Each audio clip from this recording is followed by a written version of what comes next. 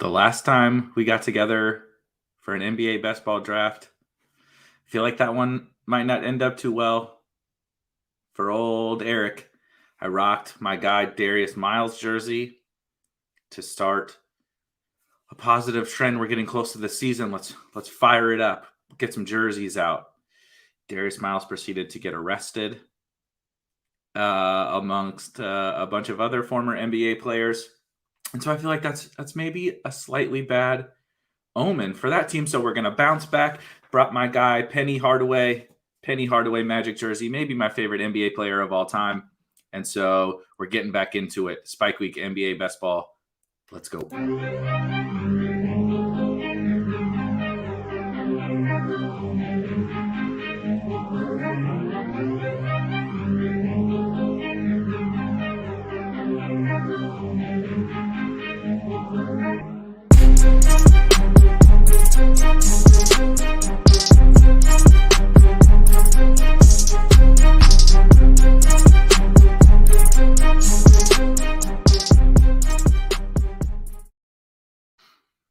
All right, guys, what's going on? Happy Friday.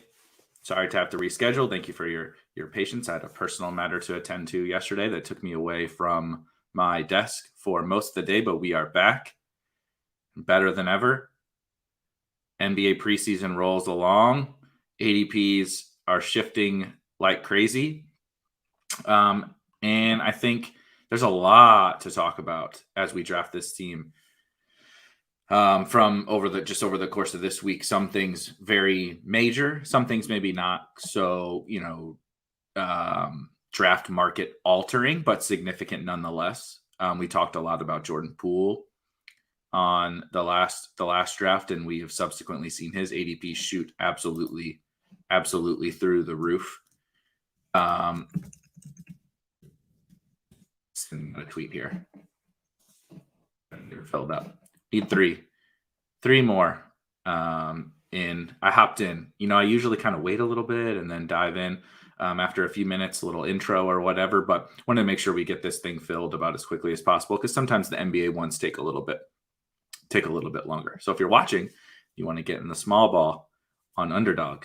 It's $5. We need 3 more. But anyway, this week has been really fun. I think. In the preseason streets, you get these guys like Jordan Poole. It's really funny. The Jordan Poole thing is actually really funny because we came in, we've talked a lot about Tyrese Maxey on these streams, and I'm still high on Tyrese Maxey, and I think everybody is still high on Tyrese Maxey. I don't think anything that we see performance-wise from him in this preseason really changes anything for his upside or even like his outlook. But I do think it's really interesting that we were, because of Ben Simmons leaving, we were, Ben Simmons not playing, however you want to word that, right? Because of Ben Simmons not playing and probably, not being on the 76ers anymore. Obviously, you guys understand that situation plenty. Maxey was like the clear beneficiary of that situation and very likely to, have a path to a really smash season, a hot, crazy high upside season. But when you think about it, and I'm not saying that that's not true, but the Jordan Poole thing is so funny because Jordan Poole was stepping into, essentially Klay Thompson's role. And we pretty much have known that for a little bit now. If you've been listening to any of the beats and any of the sharp people out there like Zach Lowe and crew talking about that, everything they're hearing is that Jordan Poole is going to be the starter. And so you get Jordan Poole stepping into essentially like what Klay Thompson's role, right? Got the 102, love it. Stepping into, this Klay-esque role as a starter with Golden State, who obviously have Steph, but no other real high usage, right? Kevon Looney, Draymond Green, they're not shooting. Jordan Poole's going to get to shoot as much as he wants. And he was like not drafted. I know we in the Spike Week community were drafting Jordan Poole in like the last round for a little while once we got some of this news, but we were not drafting him, crazy high. And he wasn't like as sexy of a pick as like Tyrese Maxey. So I found that to be pretty interesting and just a good kind of macro takeaway, right? Not even just about those individual players, But a good macro takeaway that like we get really anchored to certain individual players in certain individual situations. But kind of upside can come from anywhere. You know what I mean? Let's go. That is too bad, Dan. That is, I assume none of these, I assume none of the best ball stuff is licensed in England. I don't know. I am not an international legal expert. That is for certain. Let's go, John.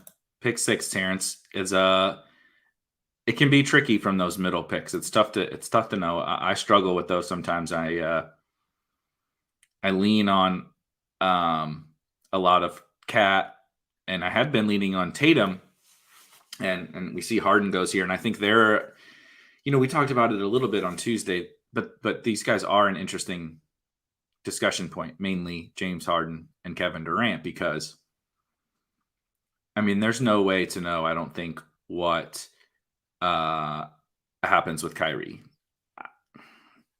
I mean, he could go get the shot today for all I know because KD talks him into it. But he also could not get it all season. Like, I mean, there's no way, in my opinion, to predict that situation. And so, because we can't predict this thing, I was kind of, before we had gotten into this whole Kyrie mess, I was lower on Harden and KD because I assumed all 3 guys would be in to start the season, and we would just get, very strong performances when they are out there on the floor, but plenty of rest for those guys. And the fact that you have 3 of them, kind of helps, not a lot, but a small, tiny little bit, put someone like Tatum or Cat above them. Now, we have this awkward situation where it's like, I mean, what if Kyrie doesn't play this season? I'm not saying that that's going to happen either, but how much value do James Harden and Kevin Durant have if Kyrie barely plays or doesn't play, And so just doing those mental gymnastics, it's an impossible exercise. You're never going to come to a solution, but I do think I'm updating the rankings to make sure that James Harden and Kevin Durant are not too low. And I personally am going to make it a point to, when I'm picking in the 4 through 7 range, to make sure I get some Harden and KD because of what the upside is if this Kyrie situation doesn't turn out well. Do you think they would actually make Kyrie sit the whole season instead of just playing only? No, I don't think that they would do that, but I think that I think that there are paths to him not playing at all. I mean, think about it like from a logistical standpoint. You have a player that you can only use on road games. He can't even like come to the arena at home. He can't even practice, I don't think. So it's like, yes, if it were just like a video game, right? And you could put a guy, if this were NBA 2K and I could put him in my away games and not have him on my home games, you'd be like, okay, this is fine. But it's a team and they travel and they, it just creates this really awkward dynamic. And so I don't know what the right solution is, but I'm just trying to approach it with an open mind as it relates to Harden and KD. And I'm probably, maybe this will come back and bite me, but I'm not taking Kyrie. I haven't taken Kyrie yet, and I don't plan on it either. So, that is about that. Really don't want to have to talk about Kyrie Irving anymore. I'll tell you that much. That is a frustrating situation. I'm making it a case. I'm reaching a couple picks because I don't want to. I know I want Ja here on this turn, and I just didn't want to. I didn't want to risk that my guy Jay. I don't know how to say your name. Jay Journey. I don't want to risk him taking right there, and then I'll just come back with Vooch.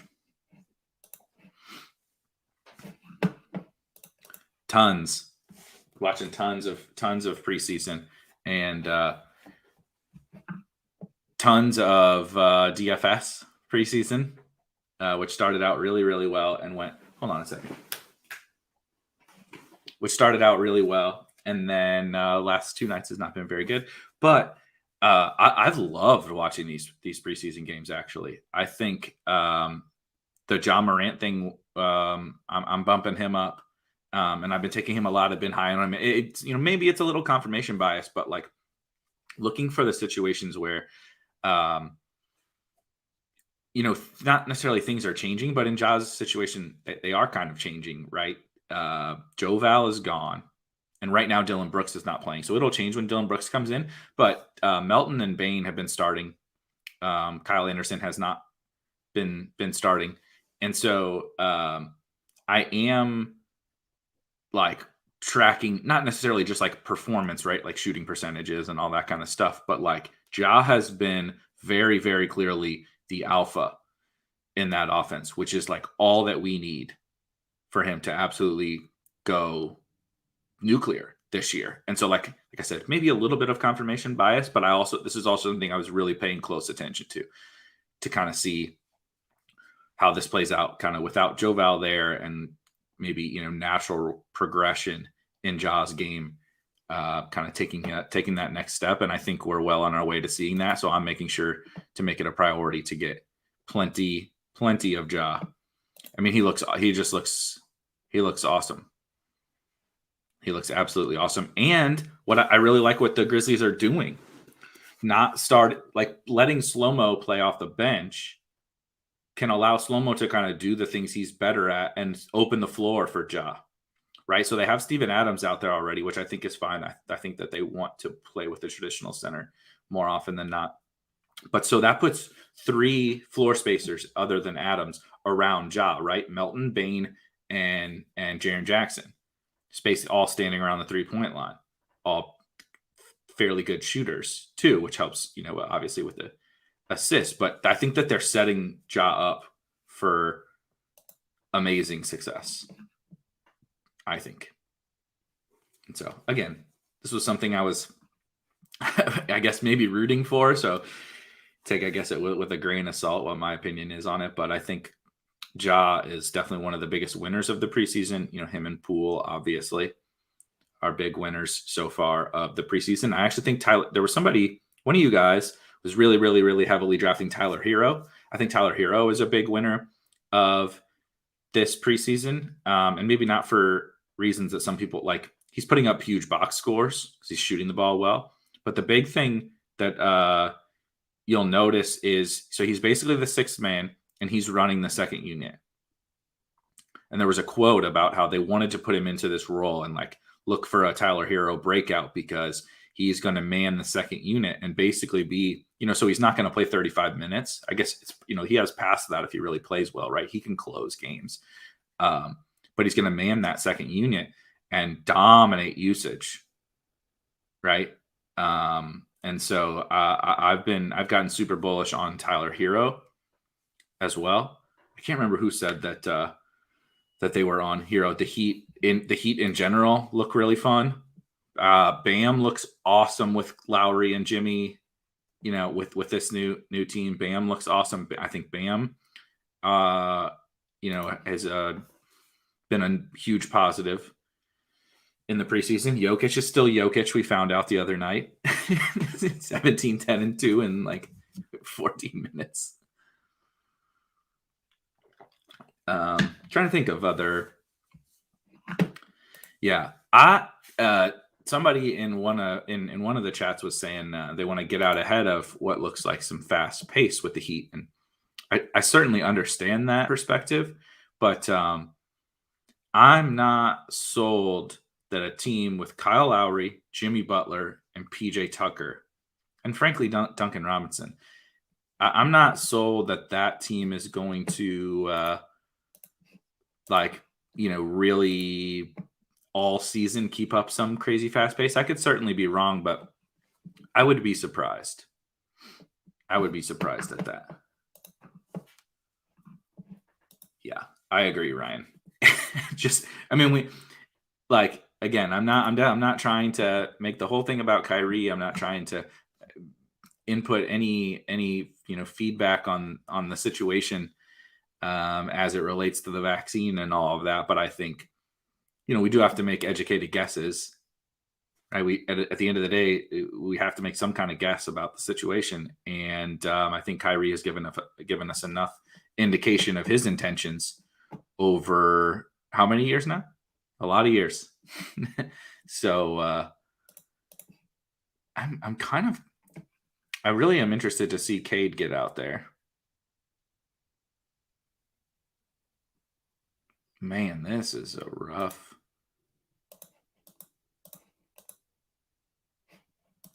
I'm going to take Cade.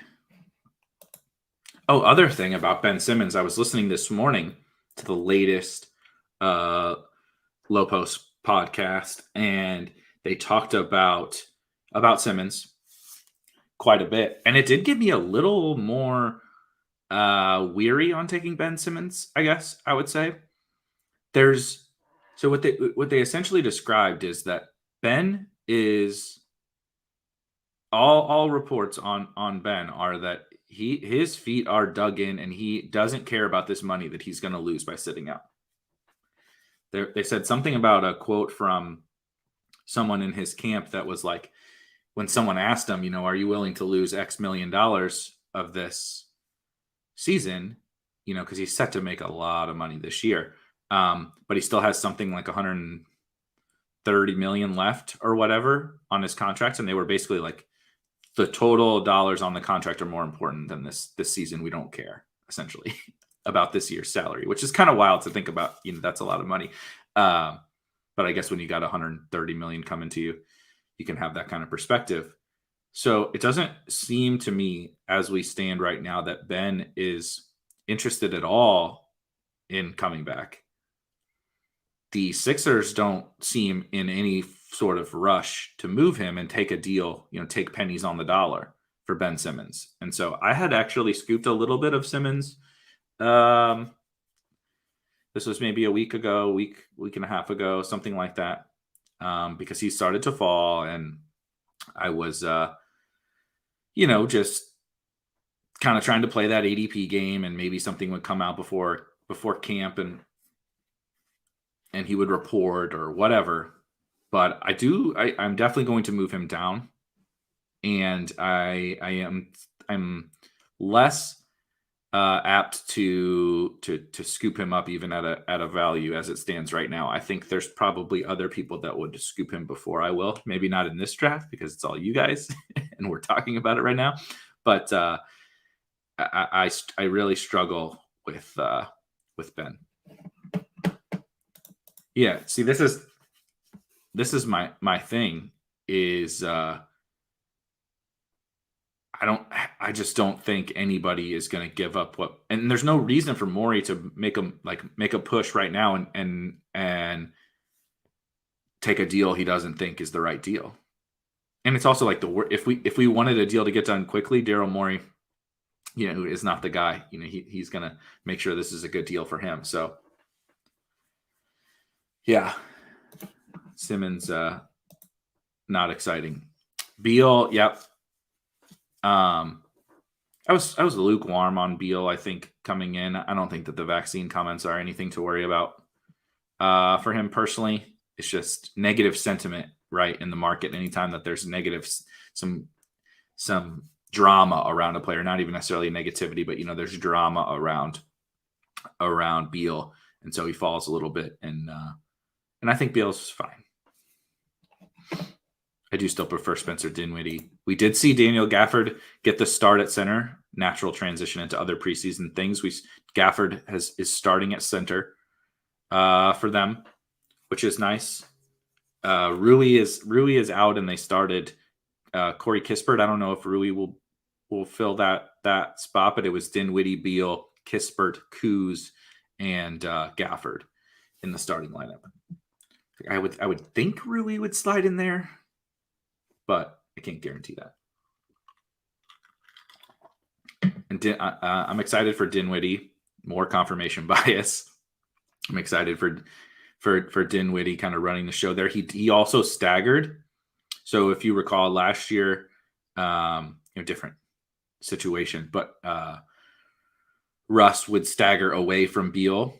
Russ played with the second unit. Now, again, Spencer Dinwiddie is not Russell Westbrook.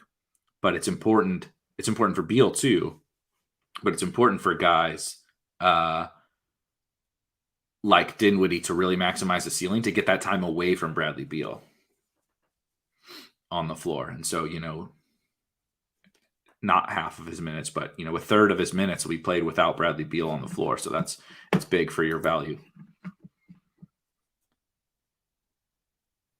Oof.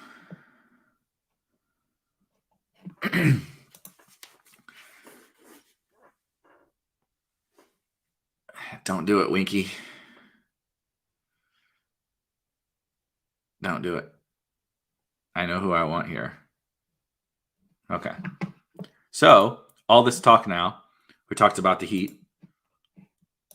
I want to get a little Lowry. Somebody brought that up on Tuesday, and I think I was lukewarm on Lowry, largely because of the possible games played issues.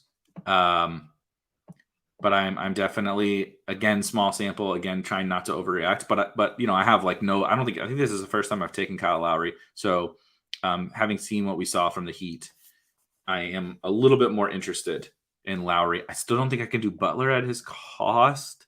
I really like Bam, and like I said, Hero. But and there goes Kyrie. But I do want to get a little bit of Kyle Lowry into my portfolio.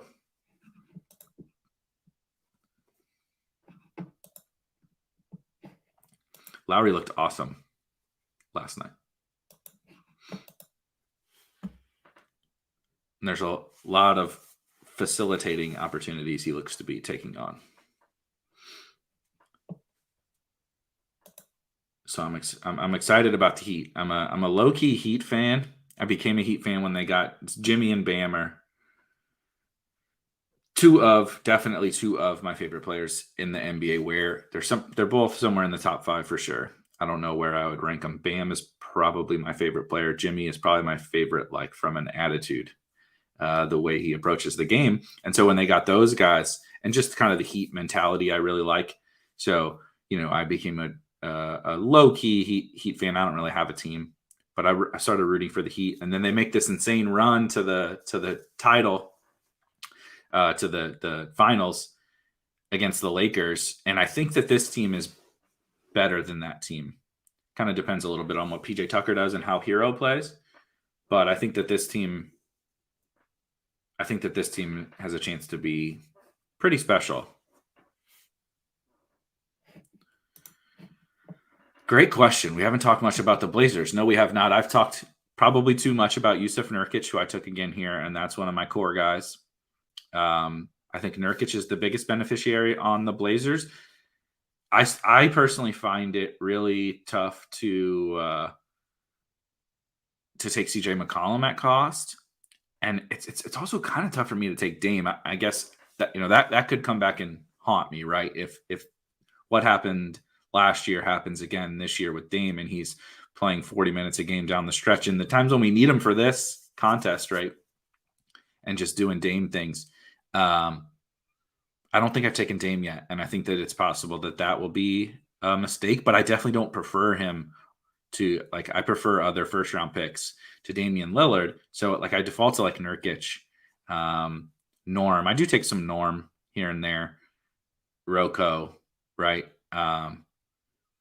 Simons. Simons is like a DFS, when Dame sits or CJ sits or something like that. I'm excited for Simons, just like in real life basketball. But I don't have any real good takes, I don't think, on Portland from a best ball perspective.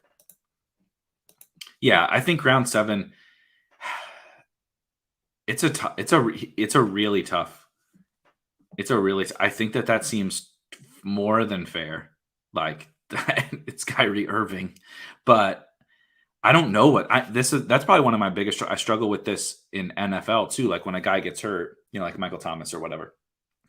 And I know he's not hurt. I'm not comparing this necessarily to an injury, but a situation where we may or may not know exactly how much time they're going to miss. we're not even able to appropriately identify like what the payoff is and what the like what does good look like in this situation. I mean, I guess it's playing every game. And what does bad look like? I guess it's missing every game. And so I struggle really, like, where should that guy go? I don't really know, actually. I don't think I have a good answer to that. Really, really tricky. Really, really tricky conversation, I feel like. Dang, Scotty Barnes has risen up too, huh? I should not have said his name out loud, I don't think.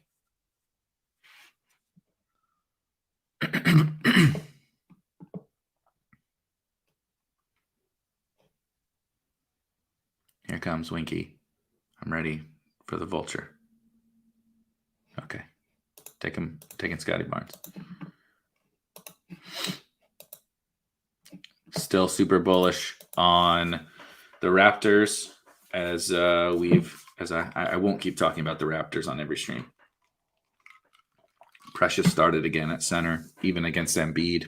I know Boucher and crew are out, but hey, look at this. Looks like Maxey is settling in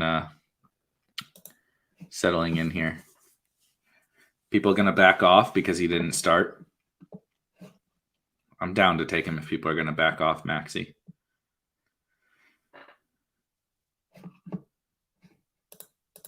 It's a huge mental block for me too, because it's also different.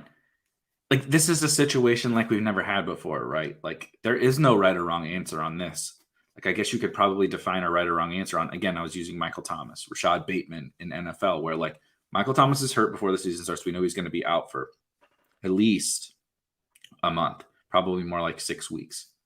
So like, where do we appropriately value him? It's kind of like, there's probably a range that we can come to, a consensus on that's somewhere around where he should go. And then he settles in there in the market. This Kyrie thing is like, literally tomorrow he could get the vaccine and we're like, oh my God, we just let Jack get him in the 7th round, or he could not play a game this year. And so like I said, it's definitely, I don't feel super confident in my ability to assess where he should be going. And I do definitely lean a little bit away from those kinds of guys. Typically because just the market is more willing to take them before I am. Not that I'm not necessarily going to be willing to take them, but the market is just a little more willing to take that risk. Yeah, I like Shake as a player too. I think Doc's trying some things out in the preseason. I mean, if Maxey doesn't outplay Shake, like he wasn't gonna hit at all this year, right? Whether he comes off the bench, whether Shake starts, whatever, however Doc plays that situation, like Maxey just has to be better than Shake, period. Like, that's the bet, right? That's always been the bet. So I kind of hope he falls back a little bit with not a great game 1 and then not starting in game 2. I kind of hope Maxey falls back a little bit so I can get a little bit more. Because that's what we talked about closer to the top. Like, what are things that we've learned from early preseason? That's one where, like, I don't think we've learned anything at all, but the market might treat it as, okay, maybe Maxey isn't this smash 9th or 10th round pick. And I'll be like, I'm not willing to change my stance on Maxey yet. God, 10th round Jordan Poole. I mean, I get it. It's also, it seems a little steep at first glance, 10th round Jordan Poole. But then when you also kind of just look at like who's available at the time when you're there, you're like, can you really blame anyone for taking Jordan Poole over Devontae Graham, Eric Bledsoe, Reggie Jackson? From what we've seen so far? No, not really. And I mean, the wings, we know how bad the wings are in this spot. And honestly, the bigs aren't really that much better. So like, I mean, I think it's fair. It feels like sticker shock for me at first, though. That's for sure.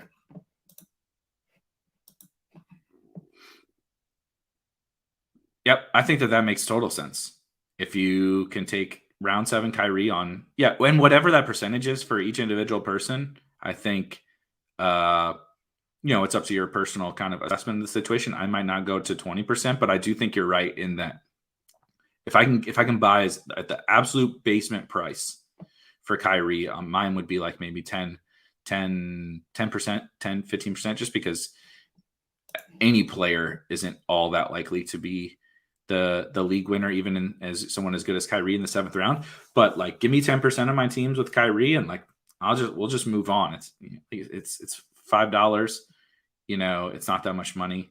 I'm down to take that risk. So I think that makes sense. You're talking me into Kyrie now, Jack, which is not how I appeared or how I expected this show to go. Let's see what about what are we looking forward to tonight? The Heat are on a back-to-back. The Heat are on I believe a road back-to-back in the preseason. Is that correct? That's that is sure something. Going back to my guy KO to round out the bigs. I'm being stubborn on Kelly Olynyk. Wing is so bad. Isaac's falling a lot. I'm still taking Reggie Jackson. Another thing that we have not learned, but if those Clippers guards, particularly Reggie Jackson, start to fall back a little bit, I'm going to continue to take those guys. The Clippers they play again tonight, so we'll see what they do. But they're just resting their main guys so far. And so I think it's yet to be seen kind of really how it plays out. But I think Reggie is still a smash. They just don't have anybody else, really.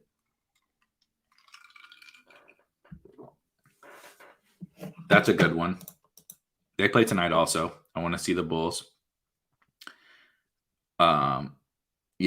They were so two-parter to your point, Matt. I know we'll talk about the Bulls in a second, but the Cavs, oh my gosh. It's bad. It looks bad. And we should have expected it to be bad because that's a bad team and a really poorly constructed team. They're going to be really bad.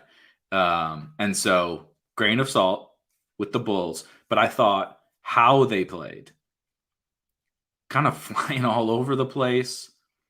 I think Lonzo brings a lot of that to him. But, even DeRozan's getting out and kind of running around and running the floor. Caruso looks like a really nice fit. So I do think, I'm not predicting the Bulls to win the East or anything like that. But I think that there's some promise that they're going to have to play some defense against some actually competent teams, not the Cavs. And like you said, the Pels without Zion probably aren't much better, but that one should be fun. That might be we have Nuggets Warriors tonight. I know that, right? No, that was the other night. Warriors Lakers, and Nuggets T-Wolves tonight. So I'm going to be watching. I just enjoy it. Obviously, I said I play DFS, and then I really enjoy watching most of the preseason games. My assumption is the Heat are going to rest everybody, and I just kind of, until further notice, I haven't seen anything up to date. I just assume the Bucks are also going to continue to do that. I don't think we have much to learn about the Bucks. PJ Tucker's gone, and so kind of how Grayson or those kinds of how those kinds of guys fit in there, not really fantasy relevant, so I'm not too worried about it. The Bulls thing, I am interested to see not necessarily exactly how the box scores shake out, but just kind of how the roles. I couldn't pick up a whole lot from the roles between their big four in game one, but I am kind of hopefully interested to see kind of just exactly what, particularly DeRozan and Levine, right? I think we know pretty much what Vooch is. I feel pretty confident in Vooch, but Levine and Lonzo and DDR, but DDR and Levine for sure, kind of see if there is even a little bit of a leader, and if one of them takes a step back. I'm not sure that we'll see that, but I would be very interested to see that for sure. I'm trying to pull up the total schedule for tonight.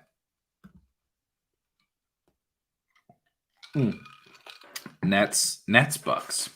So I'm also assuming that the Nets are not going to play their guys. Would be my guess. I wouldn't mind seeing the Nets without Kyrie, but playing their main guys, to kind of see how that might shake out a little bit. I guess this Patty Mills just steps in, but it'll be interesting. Yeah, I don't think I have any Levine either, and I've definitely been drafting Jalen over him, and I still feel very, very confident in Jalen over him. Definitely nothing has changed my opinion there, but I do think it's possible that I end up wrong being low on Levine.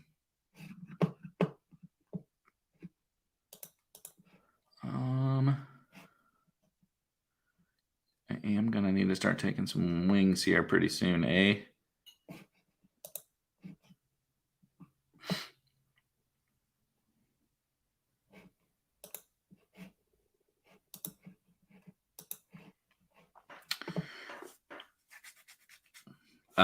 No real strong takeaways on the Hawks, but I'm just still pretty bullish on Cam Reddish. Still pretty bullish on Cam Reddish.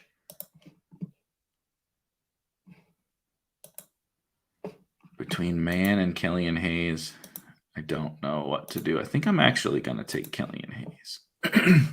I've taken some Mann already, and I have Cade, and I kind of like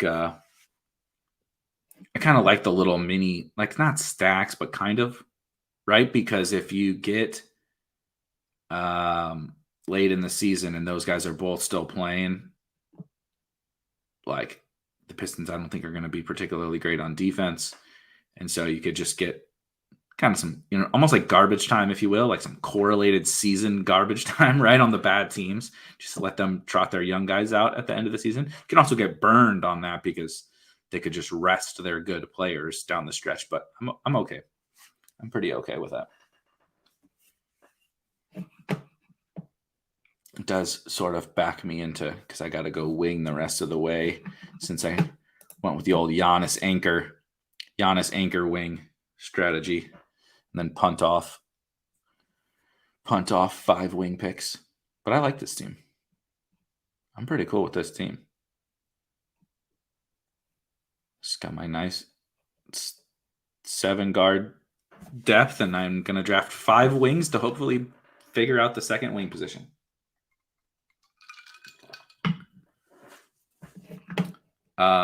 Just to cover the Hawks super quick.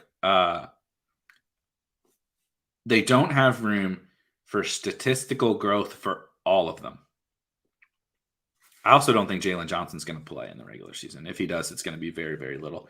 I think that the first 3 guys with Bogey are the wings. Obviously, Gallo is there too.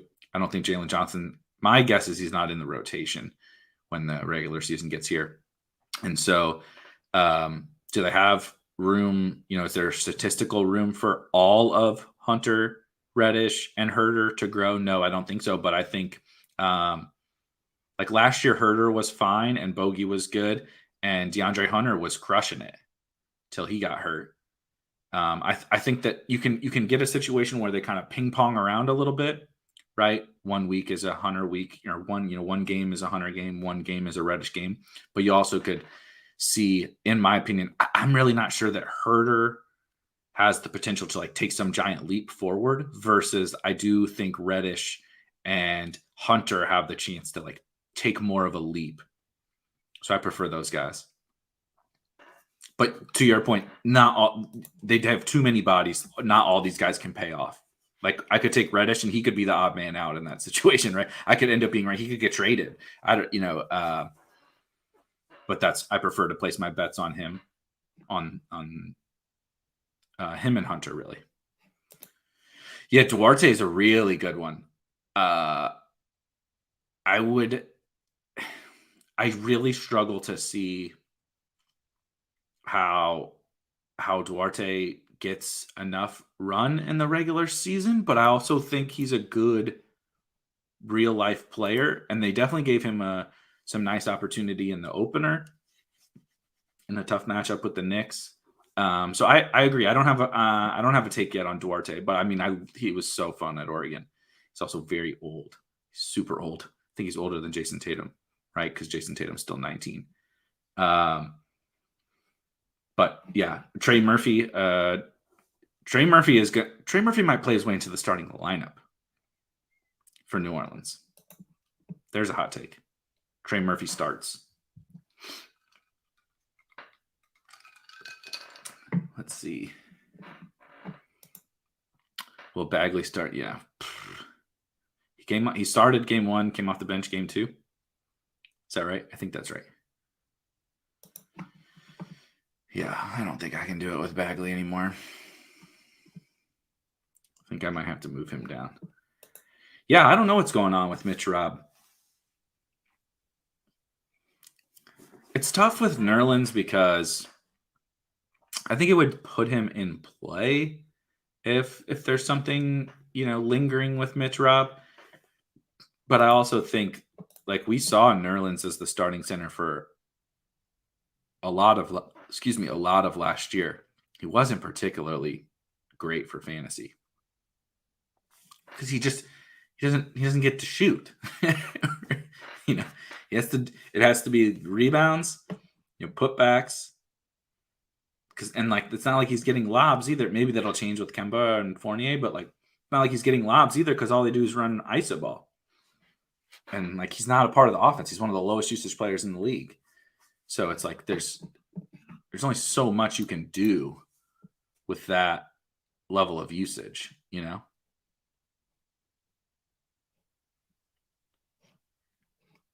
Is Precious is going nice and early now, huh? Wow, that sucks.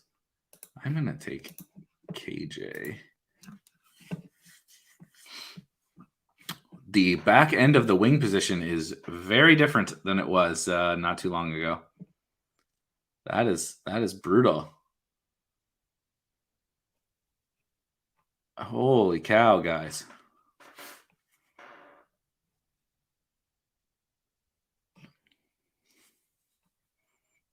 Don't like this. I'm going to do auto.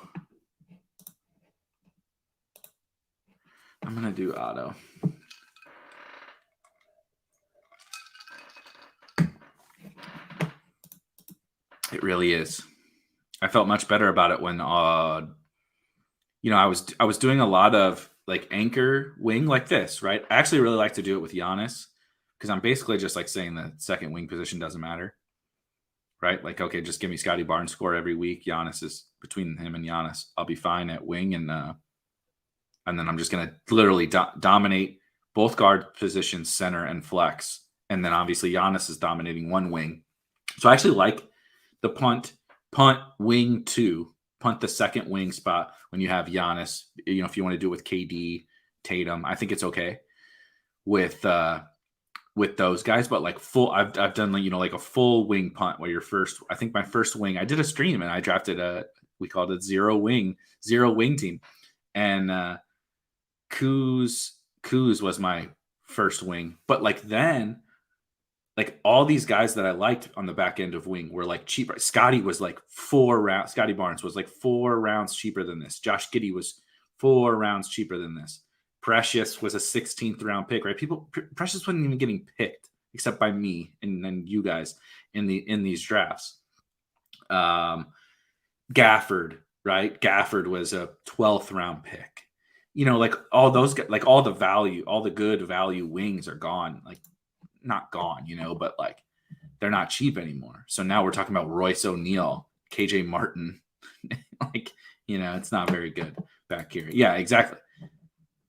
That's exactly it. So you can play it robust and smash that second wing early, or even, how like it is. It wing is RB2. Your second wing is like RB2. So how you approach that is very similar to how you approach running back in football. I totally agree. And like that's what you can do. This, like what I did here. Like it doesn't feel very good when you start taking Otto Porter, but you can do this. You can, go robust and take your wings early and not worry about these scrubs here at the back end of the draft, and maybe take less of the wings. You can, do 2 and then punt it off at the end. There's a lot of fun, different strategies, I think to wing. So I still find this hard to believe. I saw that he didn't play last night, right? I'm not yet buying into that. I need to do a little, I need to do some digging or go find any beat writer speculation or reports or something like that, because I don't know. Maybe it's just because he's not super young, and that's why, like, they brought him over to come play with Harden and Westbrook and stuff. And obviously that didn't work out, or Harden and Wall, that didn't work out. And so now they're just going to the young guys, but like, he's like one of their best players. Jaysean like is legitimately one of their best players, but they're not really trying to win, right? So I don't know. I agree. There you go. Tight back. Let's hope that's all it is, and he'll be, because I haven't taken a lot of Jaysean, but also I think he's a good player. Real life good player. My goodness. I'm gonna have to readjust my thoughts and expectations for the end of the draft wings here. Christ. I mean, this is just flat out awful.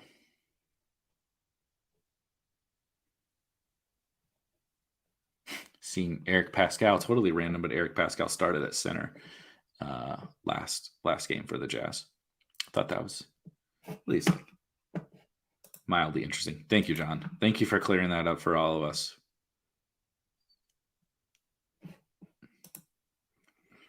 I'm telling you, you keep saying this. Don't get anchored to these strategies. That's what people say about running back.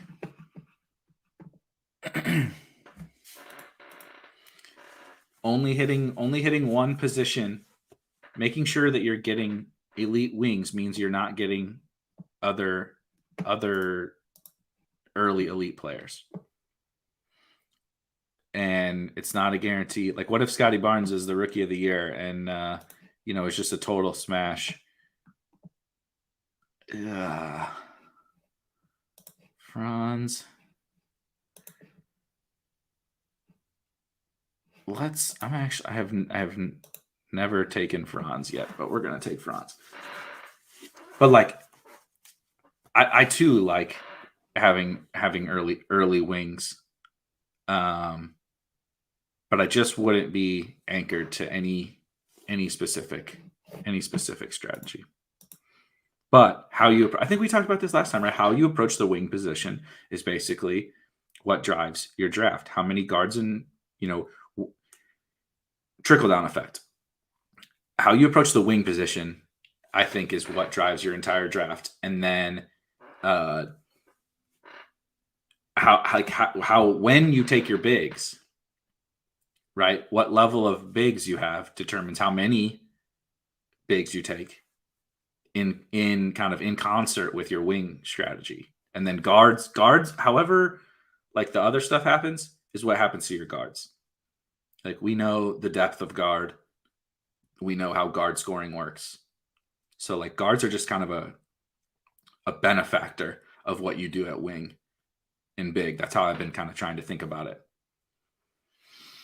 There are guards, though, why I would not. There are guards and bigs early that I want that you need to have exposure to, in my opinion, that can be the season winners. And so that's why I wouldn't only focus on, top 3 round wings when you won't be able to get combinations of some of the other elite potential league winners. Before we pop out, this was a good one. I can talk myself into a path for 5 different guards that rarely even get drafted, but with wing, there's just nobody.